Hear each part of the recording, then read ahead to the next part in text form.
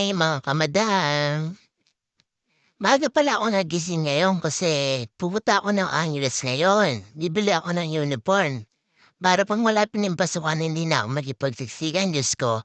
Alam niyo naman pag may pasok akala mo, hanggang yung mga tao sa palengke. Ayan, nagre-ready na ako dyan. Diyos ko, sinama ko rin mani na yakan yung Ken.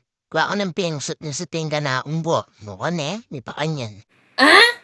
Ayan, kabang hindi ba dumarating si Andrew, yan, nagluto na muna ako ng almusal. Diyos ko, may ranong kuruguan kahapan na nayariguan. May paanyin yan, eh. Kaya sa kakahintay ko sa kanya, nakapagluto na ako. Nagluto na ako ng hotdog sa log. Tapos nilagyan ko ng margarine yung kanin. Tapos kumingin din ako habang halayo. Kami na may habang halayo pa. May pakanyin yan, eh. Ayan, pagtapos namin kumain, dumating din siya. O, nag-teleport na tayo, nasa Angeles na niyan kami dyan. Maganda muna kami ng pass niya dyan. Nakakita rin naman kami, kaya lang malaki talaga yung size niya. Kaya medyo hirap yan, tas bini ko na siya ng sando. O tapos nag-iwalay na kami dyan, bumili muna ako ng ulam namin, Diyos ko. Kalambat ko na rin kung bisang mahan bulang na may kasali ko rin. No, kami pa kanyan, eh. Wow! Bumili na rin pala ako ng bawang sibuyas dyan para hindi na ako bibili sa tindahan. Tapos nagpunta rin ako sa grocery. Namili din ako ng mga sabon.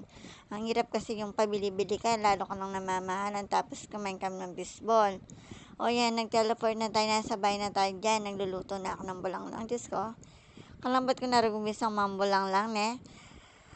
Kaya pala yung sinigang sa bayabas. Diyos ko, tagal ko nang gustong kumain yan. Tapos, penduro ken. Nung katekero ko ba ng tagal yung penduro? May pakanyang ko, ne?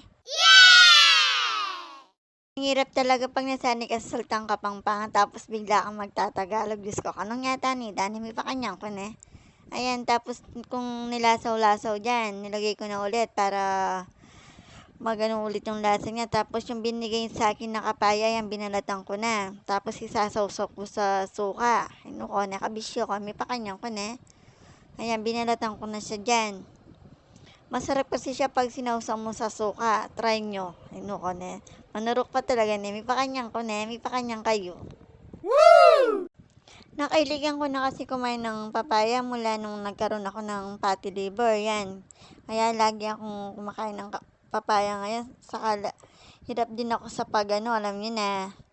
Yan, tinanggal ko na dyan yung balat niya, tapos hatiin ko na. Mamaya isasawsaw ko sa suka. Dati-rati hindi man ako makain ng kapaya, Diyos ko. Yung amoy niya palang ayoko na.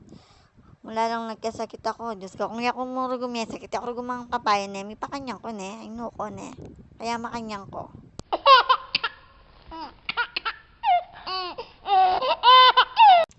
Yan, tapos nilagay ko na rin dyan yung bangos. Tapos nilagay ko na rin dyan yung kangkong. Diyos ko, may gulay na naman.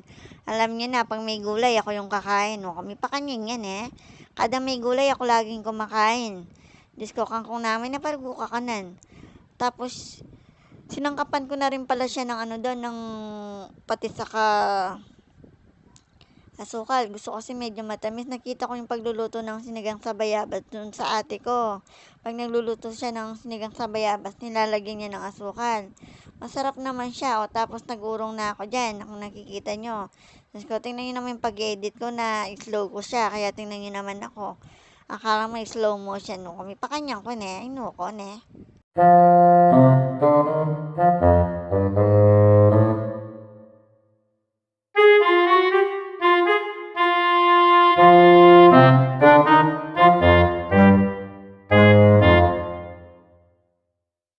Tapos tumayo na dyan si boss. Luto na daw. O, sabi ko, luto na rin yung kanin. Yan, kaya tumayo na siya dyan. Sakto naman luto na rin yung bulang lang. Diyos ko naman, tingnan niya naman yung boss ko. Nergong kaligalig. Actually, hindi naman masyadong masira naman yung boss ko. No? Actually, may pa kanyang kayo. Ayan, basta't lang, pili lang naman yung kinakain ni boss na gulay. Agod sa kalabasa, yung nakakain yan, lalo na kung agod, Diyos ko. Bagyan nakapad, kahit igisa mo lang siya sa sardinas, pero yung mga kangkong, mga ano, hindi siya kumakain, no, ko na, may pakanya niya kaya na. Tapos sumayo pala siya dyan, nakalimutan ko kumuha ng tubig, no, ko, may pakanya ko na. Yan, hapon na pala yan, nakatulog na kami dyan. Yan, tapos, palis na dyan si boss, Diyos ko. Busita na ako pa kanyang Ken. Ang dami-dami niyang tinatanong sa akin, no, ko. Nakuha ko ng magbilang. No, ko, may pakanyang yan eh. Oh. Tapos sabi ko sa kanya, harap mo nga dito yung electric fan kasi mainit. Ay, no, ko, ne. Diyos ko, nakuha ko nainitan sa kanya sa dami niyang tanong. May pakanya yan, ang kamarites talaga. May pakanya niya.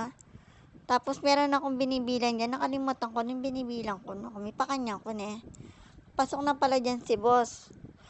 Panggabi yung duty niya ngayon. Kaya hindi siya, kaya may pakanya ko ne. Payari namin ka na ang video. Mga bulgo pa ne. No? May pakanya ko. Napalitan yung schedule ni boss kaya gabi siya pumasok ngayon. Kasi nakiusap yung boss niya, alam niya naman si boss. Yung pinaka-boss niya. Palibot. Ay no, may pakanyang yan eh. Para na rin kasi silang magkapatid, hindi naman yung turingan ng yung boss niya, ano sa kanya. Ibang tao, parang kapatid na rin. Pati din yung family niya, ganun din. Parang brother na yung tawag sa kanya. Pati yung mother ng Koreano, gustong gusto siya. No ko, sabi ko nga sa kanya, pampong ka na lang sa kanila. Sabi ko, gustong gusto niya naman. No, kami pa kanya yan eh. O tapos yan, tingnan niya naman. Marites time. Alam niyo naman, bago umalis si boss, nagmamaritesan muna kami. Hindi nawawala sa amin yon. Pag hindi pala ako nakakapag-vlog, minsan naiinis ako sa kanya, kaya tinatamad ako mag-vlog. Walang pumapasok sa isip ko. Pero ganun lang naman talaga sa isang relasyon. Alam niyo naman, hindi naman mawawala yung tampuan, inisan. Alam niyo naman yung boss ko, mapamusik yan talaga. No, kami pa kanya yan eh. Pero ilang araw na rin ako masakit yung pakiramdam ko, kaya hindi ako nakakapag voiceover o nakakapag-vlog. Kaya hirap ako magano, kaya nagpahinga muna ako, kaya paris-ris lang muna yung madam. Kasi minsan sumusumpong yung sa tagiliran ko, kaya nagpahinga muna ako. Diyos ko, tinargumil ako, parang daming ka kay Madam Yayan eh. Diyos ko, mategi na ako yatan talaga, no, kami pa kanyan eh. Itang, kailan hindi na ako nag-word, doon pa ako nagkakasakit lalo, no, kami pa kanyan ko ne. Ayan, nagkakwentuhan kami dyan, pero okay na ako ngayon. Uminom na rin ako ng gamot, kaya hindi na ako masyado nag-ano sa pagkain. Tumaba-taba na naman kasi ako, kaya ganyan na naman. Kaya kailangan ko na naman mag-diet, no ko. Mag-diet ka, pilangalda, magpakataba kayo, no, kami pa kanya ko na. Diyos ko, pag mataba ka naman, gusto mo naman, payat ka. Pag payat ka naman, gusto mo mataba ka, no ko. Tatanabano na anong gawang taro, gunay, may pa kanyan ne. Yan, habang nagsusot siya ng medyas siya, nanunod mo na ako ng vlog, yung Kapangpangan. Taga-Angeles din siya. Nakapag-Korea, yung sahod niya sa Korea, 100 plus. Diyos ko, sa isang taon, meron ka ng 1,000,000 eh. Diyos ko, ne. Yung malang malayo ka sa pamilya mo. O yung boss ko pa naman, ino-offer rin siya ng boss niyang Koreano. Pumunta ng Korea, sabi ko, ayoko, ako mahirap na ako. Ready na tayo dito, yung sahod mo. Ani naman natin yung pera kung wala din, sabi ko, alam niyo na, mahirap na. Diyos ko, Nemi pa kanya, alam niyo naman yung boss ko. Ganang kalokwan. Sa bagay, nagbago na pala yung boss ko ngayon.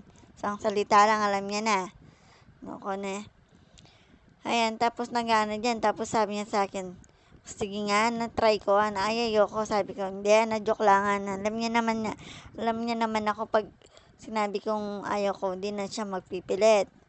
Kasi ilang ano rin naman sinasabi niya sa akin, tinutulungan siya ng boss niya pumunta ng Korea. Eh, ayoko naman, pwede naman dito yung sahod niya. Sapat na sa amin yon. Hindi naman kasi ako yung taong masyadong maluho. Ako kasi yung taong ano lang yung nandyan, okay na sa akin, hindi yung naghanap pa ako ng iba. Diyos ko, nanamongan din sa lapi kong makanyan eh. Ay, ako naman burrito. Mas gusto ko na yung simple lang pamumuhay. Meron ka na, tapos maghahangad ka pa, ay nuko ne. Kaya aos ka nito, ambisyosa na ka, ay nuko ne. O tapos tumayo ko dyan, kinuha ko dyan yung gagamitin yung jacket. Nas color niya naman, pinalo na para gubol din. May pakanyin ka na akong boss na kalukuha na. Yun. hanggang dito na lang po ang ating vlog. Dakal mong salamat kaya kayong pamanalbe. Kay po sasawa ka rin ka na akong vlog. Ganyan, yung kaya kayong Madam Bolga. Thank you very much.